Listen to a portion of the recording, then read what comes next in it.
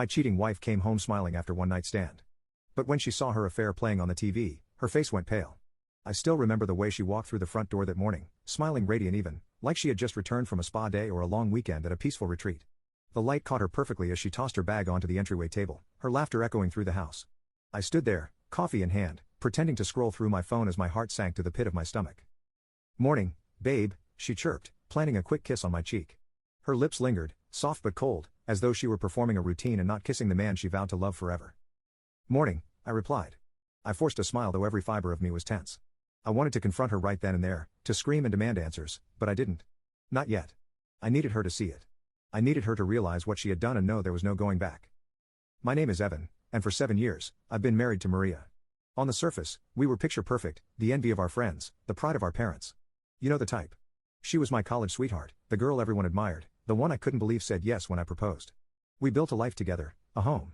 We traveled, laughed, and dreamed about the future like any other couple. I thought we were happy. I was happy. Until a month ago. It started small, you know how these things do. She'd come home late from work more often, claiming deadlines and demanding clients. She was glued to her phone, texting late at night, turning the screen away when I glanced over. The excuses were endless, each more flimsy than the last. And yet, I didn't want to believe it. But suspicion has a way of eating at you, like termites through wood. It chews and gnaws until you can't ignore the hollow feeling in your gut. So, I did what any husband in my position might do. I looked for proof. I wasn't proud of it. No one ever is. But desperation makes you dig, and I dug deep. It didn't take long, a late-night text left on read, a forgotten email notification, and suddenly, there it was. His name, Mark. A guy from her office. Young, single, exactly the type of predator who leans into married women when they're vulnerable, or bored, or just not satisfied with what they have at home. I followed the trail like breadcrumbs, the late-night drinks, the sudden overnight work trips, and finally, the undeniable proof, the security footage. The night before, I had installed a small, discreet camera in the living room. It wasn't even about catching her in the act anymore. I had all the evidence I needed. No, I wanted her to see it, to confront the ugly truths she'd been hiding so carefully wrapped in lies. I transferred the footage to my laptop, edited it slightly, and when she left for her girls' night out, I connected the laptop to our TV, the TV she turned on every morning for background noise. The irony was so sharp it nearly cut me. When she came home that morning, I knew the way she smiled, it wasn't for me. She was still thinking about him, about them. My fingers twitched as I gripped my coffee cup tighter, but I stayed silent. I wanted her to relax, to let her guard down, to think she got away with it. "You're up early," she said, kicking off her heels and tossing her jacket over the chair. "Couldn't sleep," I replied casually, though my heart was pounding in my chest.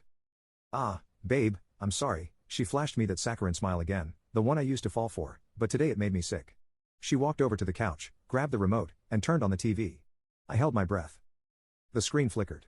At first, she didn't notice, she was half distracted, her eyes on her phone as she lounged on the sofa. But then the sound began to play. Soft laughter. Her laughter. She froze, her phone dropped into her lap as her gaze whipped toward the TV. "What?" she whispered. On the screen, she appeared, Maria, sitting at a dimly lit bar with Mark, her hand on his arm, her smile brighter than it had been in months. The footage continued, spliced together from the camera I placed, the one she didn't notice, them stumbling into the living room, kissing, undressing. Her face went pale. "What?" her voice cracked as she turned to me, panic written all over her face. "Evan, what is this?" "You tell me," I said, my voice calm, terrifyingly calm. She leapt off the couch, trying to grab the remote, but I stopped her. "No, Maria," my voice was sharp, final. "You wanted to smile your way through this? Then watch. Watch what you did to our marriage." Tears filled her eyes. I can explain. This isn't." "Explain?" I laughed bitterly. "You think there's an explanation for this?" I gestured to the screen. "For bringing him here, into our home, the one we built together?" She opened her mouth, but no words came out. I had never seen her speechless before, but there she was, trembling like a leaf in a hurricane. "Evan, please," she choked out, tears streaming down her face. "Please." "Please what?" I demanded, my voice cracked. The anger, the pain, it all came rushing out at once. "Please forgive you?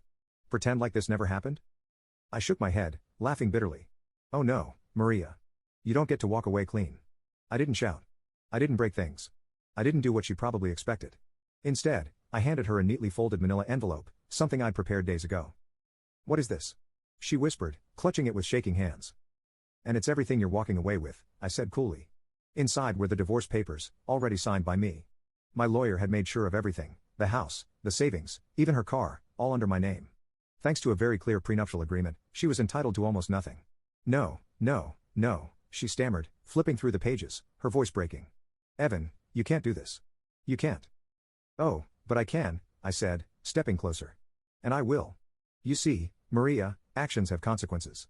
You made a choice. You chose him over me, over us. She collapsed onto the couch, sobbing into her hands. I didn't feel sorry for her. Not anymore. That ship had sailed the moment she walked through the door, smiling like she hadn't destroyed the life we built. I moved out that afternoon. I'd packed my things the night before, leaving her nothing but empty hangers and the memories of a life she threw away. As I left, I looked back one last time.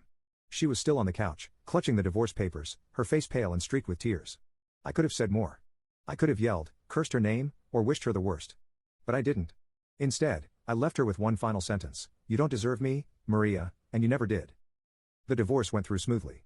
She tried to fight, of course, pleading with me, sending long, tear-filled messages about how sorry she was, how it was a mistake, how she loved me and wanted to fix it. I didn't respond. Not once.